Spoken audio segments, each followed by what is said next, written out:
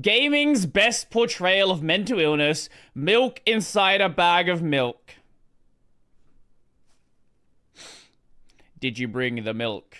This is a really good game. Very short game, but very good game.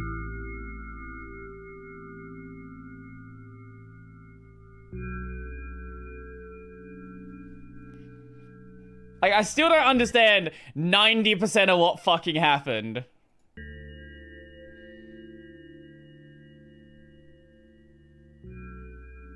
There Okay. are only a handful of video games that feel like they really understand how to portray mental illness. And even amongst them, few can compare to the depth of suffering and struggle depicted in Milk Inside a Bag of Milk, Inside a Bag of Milk. In this video, I'll be going over the events of the game, while also analyzing the little details that I think really make this game so good at what it does. Spoiler warning for the game, and a warning for The game's like 15 minutes long, just go play the game.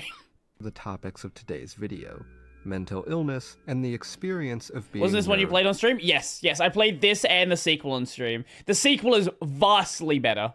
Divergent. Also minor appearances of death and abuse. Despite the strange title, the game has a really straightforward premise. A girl must buy milk from the store, and you are here to help her do it. You are first introduced to her as she's walking down the road, rehearsing her speech. She tells you that it's been so long that she forgot what words to say when entering a store. When you ask her who she's talking to, she responds that she's imagining as if she were a character in a game. She does this in order to help her gather her thoughts. Then she tries to say it. Hello? Can I? Crap, I forgot. This is her 19th attempt at forming the words together. Immediately, we can see that this girl has trouble talking to others, perhaps Imagine that. extreme social anxiety. Alternatively, it could be that she just isn't experienced, but the fact that she is trying to calm herself down by pretending to be a game character points more to the idea that this girl is afraid. This is a great introduction to the girl's psychology. She overthinks everything.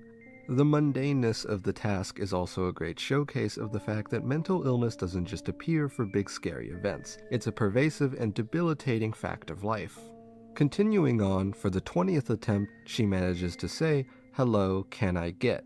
a whole word more. You suggest to her that maybe it's because this time the L sound was longer than usual, and she tries it. "Hello, can I?" Well, that wasn't it. Nope. This speech rehearsal doesn't last for much longer though, as more pressing matters need to be brought to her attention. By the way, you've been walking with your left foot on the pavement and the right on the grass for a full minute now. I do that every In day. response, she screams out in shock and asks for how long. 50 steps on the pavement and 51 on the grass. She must undo the previous step for some reason. My best guess is that so the number of steps on each side is even. With this task at hand, she's ready to burst into tears. I think that something like this perfectly captures the feeling of something like OCD or autism. How many steps one has taken on the grass or the sidewalk is hardly something a typical person would ever count, much less care if it is even. Plus, the number was never her problem. It was the fact that she was doing it in the first place. A typical person would just step. It was a problem that she was doing it in the first place, but the fact that she was doing it meant that they had to be even, or she had to undo it. Step to the side to get back on the sidewalk. The need to even out the steps is bizarre, but important to her.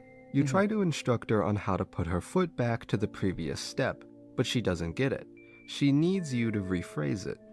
What I find the most interesting about this is that it's obvious by now that you're just a figment of her imagination. She doesn't even understand what her own mind is trying to say to her, a great representation of cognitive dysfunction. In the end, you have to encourage her to press on. You tell her she will be guilty if she doesn't buy the milk. Another detail that is important here is that you use a negative emotion to motivate her. It is typical for mentally ill individuals to use negative feelings to push themselves rather than positive motivation. I'm kind of curious about, like, the people, like, whoever wrote the story, right? Because you don't write a story like this.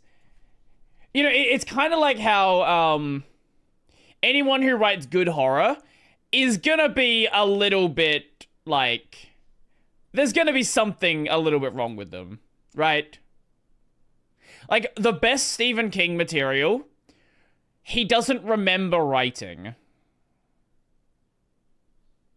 Right? Like, it's you gotta have something, going on. So I feel like it's kind of similar in this case, where you are not, like, a mentally sound person if you're writing this game. Junji Ito counterexample. Cujo's a lost memory. Yeah, that's the one I was thinking of.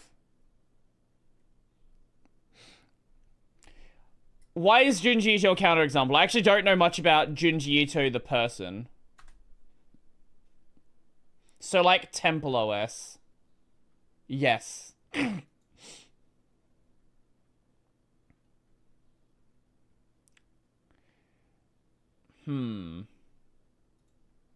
He's a very happy, cheerful guy that plays Idolmaster. Now, is that, like, a cover for him being... kinda insane? Or is he actually just a happy, cheerful guy that plays Idolmaster?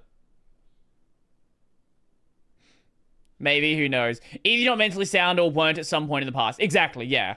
Yeah. Like, you can either draw from what you've experienced before or what you're currently experiencing. But you don't do this if you've had... Like, if you went to, like, you know, a nice school, had friends... You know, nothing wrong at all. Like, you don't... This is not what happens. Have you read Oyasumi Punpun? No. That's also on my list. Finally entering the store, she turns to the first person that she sees, which then starts a strange interaction that runs in a circle. He says, "Oh," she says, "What?" Back and forth. "Oh, what? Oh, what?" She tells you that he's trying to scare her, but how does he know that she's afraid of the letter O? When you ask her what's so scary about it, she says that it's a frightening picture in her head. She can show you, since explaining it won't be enough, but keep in mind that it'll cost her a dozen nerve cells. She then briefly shows you the image. It's a hole in the sky, dark and encompassing. That was such Back a to the weird conversation, scene. she finally gathers all her courage and says, "Oh." He replies, "Oh," with an exclamation point, and then goes away. All it took was repeating what he said. "You should probably do this more often," you say to her. This interaction has a lot of layers to it. I personally think that Like the an letter onion? O is simply a greeting, a friendly hello of some kind. The fact that it is an O may symbolize how communication is difficult and foreign for someone with extreme social anxiety. It may also be symbolic of the social circle, hence the O. In any case, a greeting is not quite complete until both parties reciprocate the same thing, which could explain why he goes away as soon as she repeats it to him. With the mysterious figure out of the way, you head to the shelves with the bags of milk. There, The fucking bags of milk. The bags of milk. Look, the game, nothing about the game would change if it was a carton of milk or a bottle of milk, but it's a fucking bag of milk. Just that part by itself, you're like, I don't know what it is about bags of milk that always gets people's attention. We both stand, and the milk lies. Or maybe you remind her to slow down and remember why she's here. I'm aware, but most places don't. Here, she asks. Your response to her question is of confusion. What do you want me to say? Now that it's been a while, how do you feel about that game? I don't know what to say about the first game. It's an experience. And I think you should experience it. I don't know if it's a good or bad... Like, it's not a bad game, but I don't know if it's good. It's one of those things where it's hard to put into words how you feel about it. Now, the second game I legitimately do think is very good. But the first game kind of feels like... It kind of feels like a tech demo for the second game. Not really a tech demo, more of like a lore demo, I guess. Something like not here. It's like, can this kind of game work, I guess? So you tell her, not here. Take the bag and go to the register. She ends this interaction by saying, I guessed the first sentence, and as if out of spite, you didn't pause before the next sentence. You want to rob me of my little victories. What I find most interesting about this interaction is that she was able to guess what her inner consciousness wants her to do. She knows that she doesn't buy it at the shelf, but she still needs someone to tell it to her. Now, with milk in hand, she asks the cashier, can I get some milk, please? Their response is harsh, or at least appears like that to her. You have it. Give. Can I have it? No. Please, Mom will throw me out the window if I come back without milk. No. Why not? Give more. This is more than she can take, and you must step So I guess in looking back on this, I guess she just didn't hand over enough money. in to remind her. And she sees this interaction with the cashier as this, like, foreign alien entity. As something she just doesn't experience in her life. And this idea of being harsh is... Look, to be fair, I know plenty of cashiers. In the real world, it could be a very harsh, a harsh interaction. Especially if, like... I don't know, most people who have some level of social ability will see someone acting like a fucking crazy person and will try to handle them in the nicest way. And my guess is the cashier in the real world is trying to handle her and she doesn't understand what's going on. Right? Like, if you see some like crackhead basically who's at your cash register who doesn't understand the concept of buying something with money, like, you're gonna a normal person would try to de-escalate and like try to keep the situation in check. Like, you don't know what's going on in someone's head, so if you see someone acting weird, you're gonna assume there's something wrong. That she just needs to pay for it. When she hands the money over, the cashier accepts it and bags the milk. Outside, she notices that she's carrying a bag of milk in another bag and remarks about the pyramidal structure of verbal constructions. You ask her how she's feeling, and she responds that she feels like a mile-long bar of ice cream. What? She then talks about the ratio of milk to water in the space she occupies, and something else that makes no sense. It's simple math. If it wasn't clear already, we can also get a pretty good idea that she doesn't just have anxiety or some curable mental illness. She also thinks and behaves in quite a narrow, divergent way. Then suddenly, you tell her to watch out. She steps to the side and a bear rushes past. Red eyes stare at her. Except, it's not really a bear. It was a truck, and she could have died. She denies that someone would do that.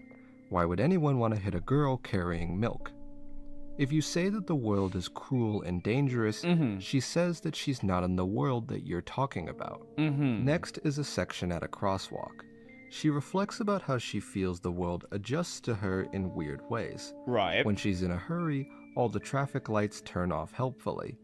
When she feels like crying, a cloud appears over her and pours rain streams that hide her tears. In response, you ask her if this is really happening. Then, you have the opportunity to hit her with a reality check. Has it ever occurred to you that it's all in your head? It's not what the manual She tries said. to deflect this by talking about her pills. You tell her it has nothing to do with her pills. Now, she's begging. Please, I just want to get home and go to bed. I really am grateful to you, but I just want to get home. Now, before you lies a choice. Tell her to accept the truth, or acknowledge her wishes and drop the subject. If you continue to push on, you fail the game. You're not helpful. Yup. Not one bit. And that sound the first time you hear it, like...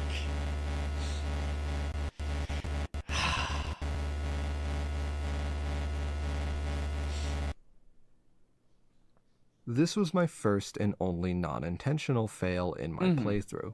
You can fail at other times too by being mean to her, but this time I felt as if I was choosing the right dialogue option. I desperately wished that she could see that it actually is. She doesn't all want in the her right head. dialogue option, though. But She I wants think the game easy is trying to thing. tell us that she knows, but isn't ready to confront Yeah. that all at once.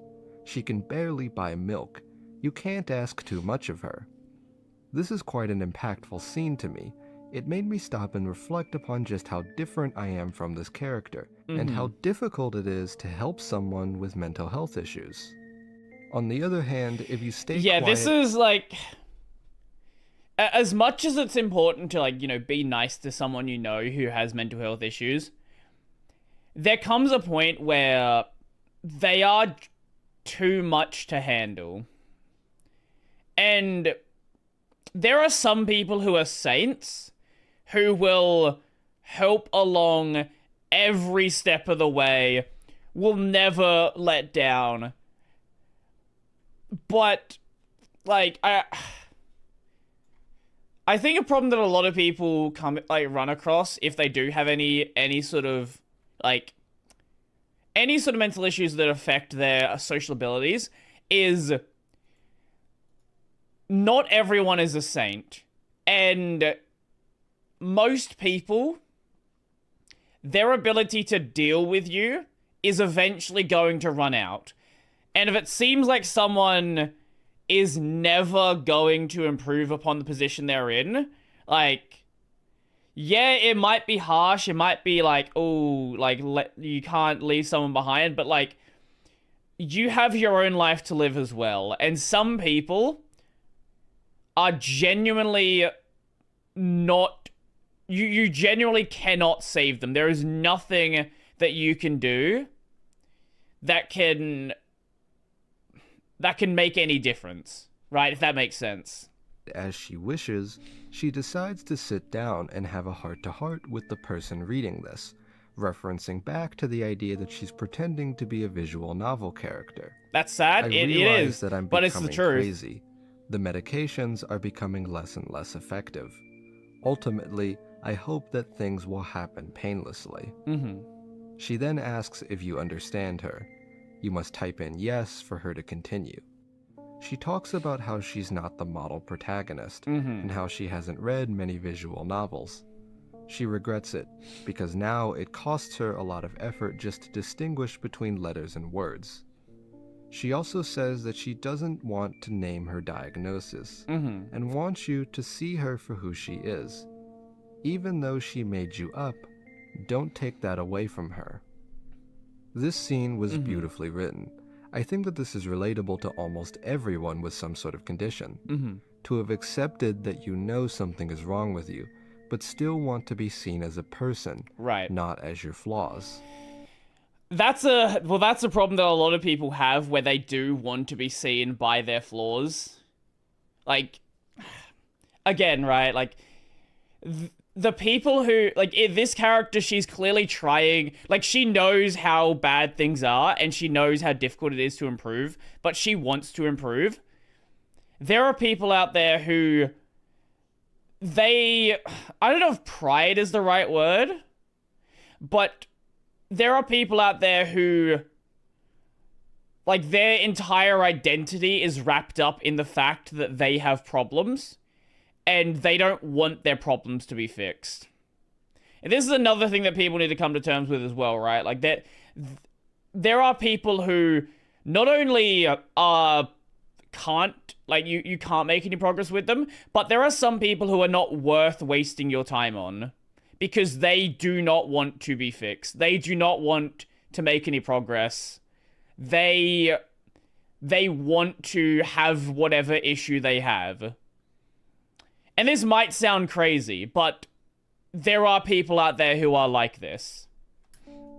She then talks about what it's like to see the world through her eyes, ever since it happened. All she sees is red. What happened to her, you may ask? She answers this by showing you her dad, or at least some of his parts.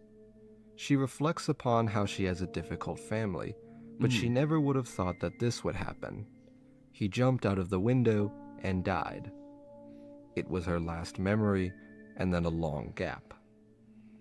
In spite of this sad scene, she seems happy, because today is the first time in a long time she bought something without major incident. Today is a special day, because she has you. And with that, it's time to go home.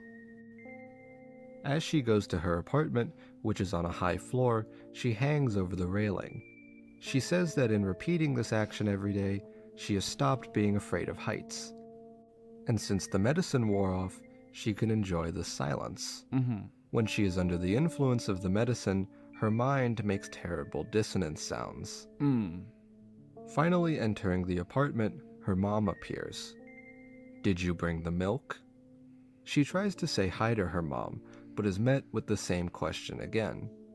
"Did you bring the milk?" "Yes, Mom." "Did your new medicine help?" "Yes, Mom." "Go to bed." "Yes, Mom." And there ends the game. The mom doesn't seem terribly warm or comforting, as you would expect of a mom, likely contributing a lot to the illness felt by the character. The fact that her mom wouldn't say hi to her is also likely being the source of that sentiment about wanting to be seen as a person and not just her illnesses. In the end, we're not hit with some triumphant return. We've completed the task, and the day is done. This game had one of the best depictions of mental illness and being neurodivergent that I've ever seen. The sadness and struggle is palpable. The story, although short, has so many details that tell a complex story of this girl. It's no wonder that this game has a cult following. In fact, it has... Yeah, I'm aware. I'm I'm very aware of that, as I've been told many times to play the game before I played it. ...as another game.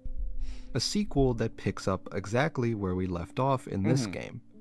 I felt that covering the story of that game as well would make the video far too long. The second game has a depth that could take an hour to talk about. As far as takeaways we can get from this game, the most striking that I had was the message that mental illness is incredibly complex. This character's sadness is deep. Nothing we could say at this moment can do anything more than help her keep going little by little. If you try to make her take a big leap, she freaks out and says that you're no help. Mental health isn't something that you can work through in a day. You must struggle through it. I also feel as though a lot can be said about socioeconomic conditions. Neurodivergence and mental illness both don't get enough resources to be effectively dealt with. Many must struggle through these things alone, without the necessary support. As much as we could label the mother as being abusive and not supportive of her daughter, we could also extend grace. Well, that's the thing, we don't know, right? Like, that is just her interpretation of what her mother's like. Her mother could be supportive, but not able to articulate like that in a way that she understands. That her husband has died. She must bear the burden of taking care of her daughter alone, likely without any support. Her apathy may be a result of exhaustion and her own trauma. Not to excuse her actions, but rather to provide an explanation. Tackling mental illness and providing accommodations for neurodivergence is not just the effort of those affected. It takes society as a whole to provide these resources. We must take action. However unlikely, I hope that someday we can look back on games like this, like how we look at artifacts in history museums. And with that, I think I've said all I have to say about this game. Hi, if you neurodivergent. enjoyed the video, feel free to like and I'm subscribe. Dad. Also, That was a good thank video. you to our first Patreon member. I truly appreciate the support. Legend. And if you would also like to support the channel, the link to our Patreon is in the description. Thank you, and see you next week. Makes you want to play it? You should play it.